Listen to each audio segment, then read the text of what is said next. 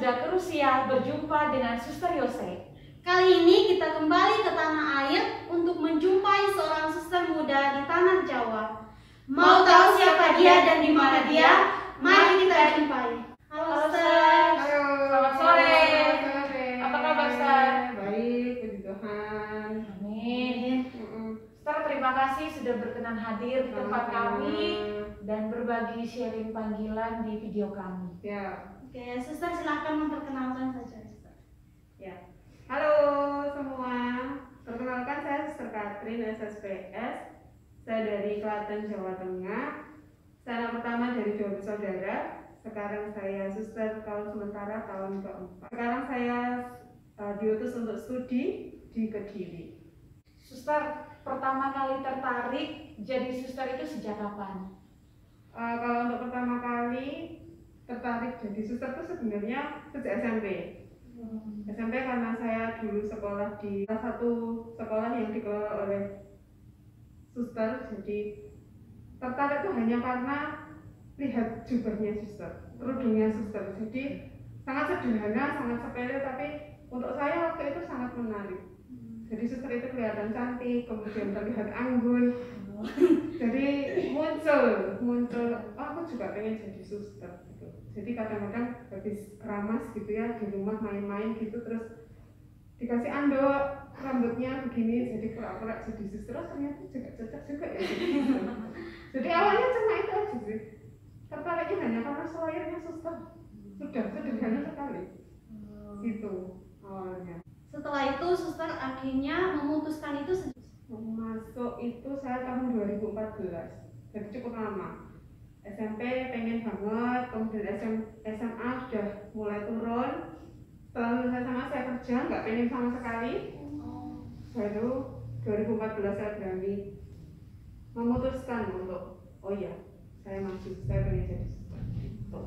Ya, Suster, tadi Suster cerita Suster mulai tertarik jadi seorang biarawati itu sejak SMP, dan setelah seiring berjalannya waktu di SMA bahkan sampai kerja, Suster tidak mengingat lagi panggilan itu. Dan akhirnya apa yang membuat Suster nekat untuk menjawab lagi panggilan Tuhan? Ya, waktu itu sih saya merasa panggilan itu mengganggu. Saya dulu kerja sudah dapat uang, posisi juga agak lumayan waktu itu. Ya untuk saya ya lumayan lah untuk bantu keluarga gitu ya, bantu adik sekolah, itu sudah cukup untuk saya. Tetapi kemudian panggilan itu untuk saya mengusik kembali. Saya tidak tahu awalnya bagaimana, tetapi tiba-tiba saja itu muncul dan sangat mengganggu. Saya terus diingatkan, kamu kan dulu kan jadi suster, kamu kan dulu kan jadi suster. Jadi itu terus menerus yang muncul dalam pikiran, dalam hati, itu selalu yang muncul. Lalu saya coba ceritakan ke Romo waktu itu. Romo, saya mengalami ini, saya merasakan seperti ini, tapi saya sudah bekerja, adik saya masih sekolah. Jadi itu yang membuat saya berat untuk, maksud saya aku pengen jadi suster, maksud saya aku mau melanjutkan panggilan jadi suster. Orang keluargaku saja masih dalam tanda petik masih membutuhkan saya. Waktu itu perasaan saya seperti itu. Tapi waktu itu Romo mengingatkan begini, kamu jangan merasa menjadi pahlawan untuk keluargamu. Dengan adanya kamu bukan berarti kamu bisa membantu sepenuhnya keluargamu. Hidupmu ya hidupmu. Jadi ketika kamu merasa kamu terusik oleh panggilan, cobalah menjawab itu. Dan ketika kamu menjawab itu dan kamu merasa tenang, berarti itulah jalan Tuhan di situ untukmu, jalani dengan bahagia. Jadi ketika saya memutuskan dia, kemudian masuk biara dan menjalani sampai sekarang, dan saya merasa bahagia, ya saya mencoba semakin hari semakin memantapkan hati bahwa ini adalah jalan Tuhan untuk saya sekarang ini. Selain suster mendapat peneguhan dari Romo, tantangan apa lagi suster yang suster alami? Kalau dulu sih waktu awal-awal ibu saya yang kalau bahasa Jawa itu gondeli gitu ya, memberatkan. Jadi kenapa sih harus jadi suster gitu? Kamu kan perempuan satu-satunya, besok saya tua siapa yang mau merawat kan begitu. Karena dulu ibu saya pengennya adik saya yang jadi Romo. Tapi adik saya nggak mau, jadi nular ke kakaknya, gitu.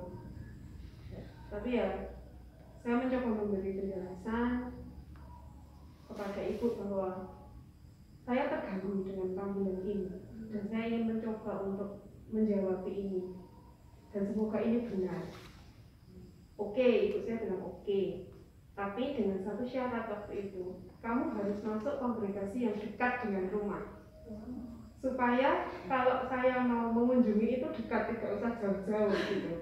Tapi saya bilang, enggak lah Bu, masa dari lahir sampai sekarang saya berkutat di situ saja toh. Terus enggak, saya mau ke tempat yang sedikit lebih jauh. Kan Jawa Tengah nyebrang ke Jawa Timur kan ya sudah lumayan ya, lintas provinsi. Ya sudah, terserah, kalau kamu mau pergi ya silakan pergi. Gitu. Awalnya juga memang berat untuk ibu saya, tetapi seiring berjalannya waktu dan melihat bahwa saya sekarang juga bertumbuh dalam banyak hal, ibu saya melihat bahwa saya bahagia, dan akhirnya dia bisa menerima dan merestui dan mendukung dan menjadi pendoa untuk saya sekarang. Jadi ayahnya suster itu oke-oke saja. Kalau bapak itu dari dulu memang orangnya demokratis, jadi tidak pernah menentukan anaknya harus jadi ABC, enggak. Jadi membebaskan anaknya asal keputusan itu harus dipertanggungjawabkan dengan baik. Itu saja. Kalau bapak enggak ada halangan, enggak ada masalah. Ketika suster memutuskan untuk masuk biara itu, apakah langsung memilih kongregasi SSPS atau ada kongregasi lain, Ustaz? Dulu sih enggak.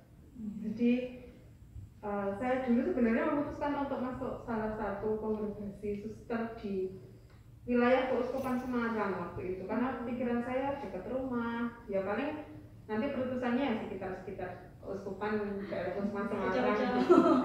Tapi terus konsultasi ke Romo, kamu nggak cocok kalau di situ.